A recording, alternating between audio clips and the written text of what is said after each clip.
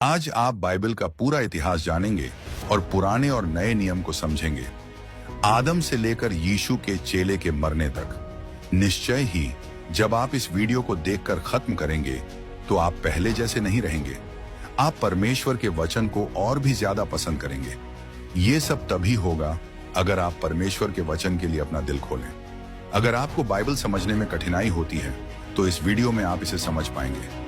जो कुछ भी सिखाया जाएगा उसे देखकर मुझे पूरा यकीन है कि आप बाइबल के ज्ञान से रोशन हो जाएंगे। सब कुछ की शुरुआत शुरू में हुई थी। शुरुआत से पहले केवल परमेश्वर थे। वह कभी भी खत्म नहीं हुए। वह अनादि हैं, यानी हमेशा से हैं।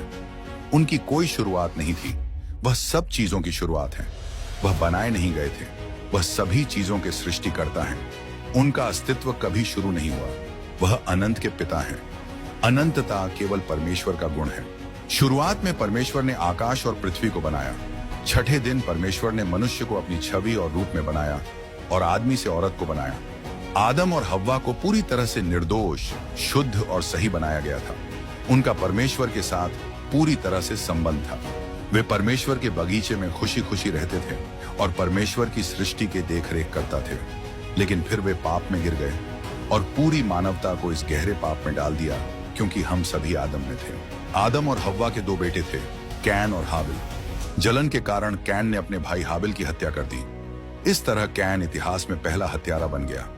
बाद में आदम और हव्वा का एक और बेटा हुआ जिसका नाम शेत था। शेत के जरिए एक पवित्र वंश शुरू हुआ जो परमेश्वर की ओर मुड़ने लगा। लेकिन ज्यादा समय नहीं बीता कि धरती पाप और हिंसा से भर गई। तब परमेश्वर ने तय किया कि वे अपनी बनाई हुई मानव जाति को धरती से मिटा देंगे। लेकिन उस समय एक धर्मी आदमी था जिसका नाम नूह था। इसीलिए परमेश्वर ने जल प्रलय के जरिए अपना न्याय दिखाया। लेकिन नूह, उसकी पत्नी और उसके 3 बेटे शेम, हम और याफेत और उनकी पत्नियों को बचाया। वे सभी उस जहाज आर्क में थे जिसे उन्होंने बनाया था। नूह के बेटों के जरिए परमेश्वर ने अलग अलग जातियों की शुरुआत फिर से की। शेम से सेमिटिक, यहूदी और अरबी जातियां बनी। हम से अफ्रीकी और एशियाई जातियां बनी और याफेत से यूरोपीय जातियां बनी। बाद में परमेश्वर ने एक परिवार चुना जिससे एक ऐसा जनसमूह बने जो वादा किए गए मसीहा को दुनिया में लाने का साधन बने। उन्होंने अब्राहम को कल्दी के ऊर नाम की जगह से बुलाया। अब्राहम ने अपनी जमीन और परिवार छोड़ दिया और विश्वास का यात्री बन गया। जहां जहां वह गया उसने परमेश्वर के लिए वेदियां बनाई। यह कहानी अब्राहम और उसके भतीजे लोट के साथ आगे बढ़ी। लोट 2 जातियों का पूर्वज बना, अम्मोनियों और मोआबियों का। जब अब्राहम हैरान से चले तब उनकी उम्र 75 साल थी। परमेश्वर ने वादा किया था कि उनके एक बेटा होगा और वह एक बड़ी जाति के पिता बनेंगे। उनसे सारी धरती की जातियां आशीर्वाद पाएंगी। अब्राहम ने परमेश्वर के वचन के पूरा होने के लिए 11 साल तक इंतजार किया। फिर उनकी पत्नी सारै, जो अब परमेश्वर के वादे पर विश्वास नहीं कर रही थी, ने अपनी दासी हाजिरा को अब्राहम के साथ रहने के लिए दिया। इससे इश्माइल पैदा हुआ जो एक बड़ी जाति अरब लोगों का पिता बना। ये लोग इतिहास में इजराइल के लोगों के दुश्मन रहे हैं। जब अब्राहम 99 साल के थे तब परमेश्वर उनके सामने आए और उनसे कहा कि वह अपने तंबू से बाहर जाएं और आसमान में तारे गिनें। फिर परमेश्वर ने उनसे कहा कि उनकी औलाद उतनी ही अधिक होगी जितने आसमान में तारे और समुद्र के किनारे की रेत होती है। लेकिन परमेश्वर ने यह भी बताया कि उनकी औलाद 430 साल तक गुलामी में रहेगी। परमेश्वर ने अब्राम का नाम बदलकर अब्राहम कर दिया। अब्राम का मतलब था महान पिता और अब्राहम का मतलब है कई लोगों का पिता। जब वादा किया गया बच्चा अभी तक पैदा नहीं हुआ था तब अब्राहम 100 साल के थे और उनकी पत्नी सारा 90 साल की थी जब इसहाक का जन्म हुआ। इसहाक ने रेबेका से शादी की, लेकिन रेबेका को बच्चा नहीं हो रहा था। 20 साल की शादी के बाद रेबेका ठीक हो गई और उनके जुड़वां बेटे हुए एसाव और याकूब। एसाव एदोमियों के पूर्वज बने और याकूब, जिनका नाम बाद में इसराइल रखा गया, इसराइलियों के पूर्वज बने। याकूब के 12 बेटे और एक बेटी थी। उनके दूसरे आखिरी बेटे यूसुफ की वजह से याकूब का परिवार 70 लोगों के साथ मिस्र चला गया।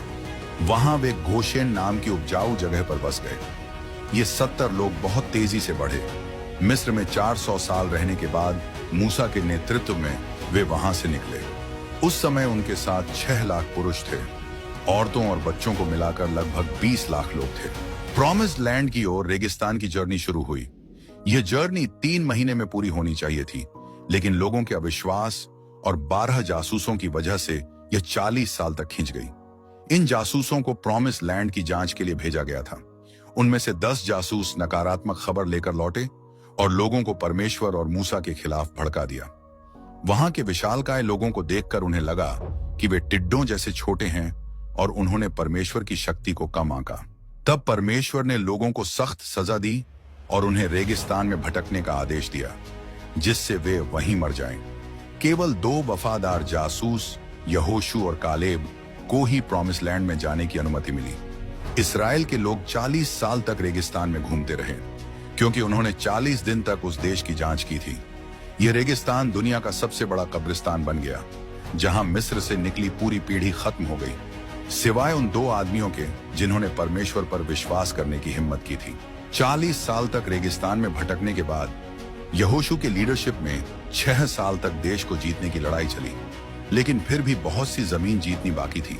यहोशू, जो मूसा के सेवक थे, ने परमेश्वर की बुलाहट और उनकी खास ताकत से लोगों को प्रॉमिस्ड लैंड में पहुंचाया। यहोशू की मौत के बाद 330 साल का एक लंबा समय शुरू हुआ, जिसे न्यायियों का काल कहा जाता है। यह इजराइल के जीवन में स्पिरिचुअल इंस्टेबिलिटी और उतार चढ़ाव का समय था। न्यायियों के समय में लोग अपनी मनमानी करते थे। इजराइलियों के दिलों की कठोरता के कारण उन्हें कई शत्रुओं द्वारा परेशान किया गया। इस समय में परमेश्वर ने महान नेताओं को उठाया, जैसे गिदयोन, यिफ्ता, सामसोन और शमूएल। इस लंबे समय के बाद एक नया दौर आया, राजतंत्र। इजराइल के लोग जो पास के देशों को देख रहे थे, ने एक राजा की मांग की। अब लोग नहीं चाहते थे कि परमेश्वर उनका राज करें। शमूएल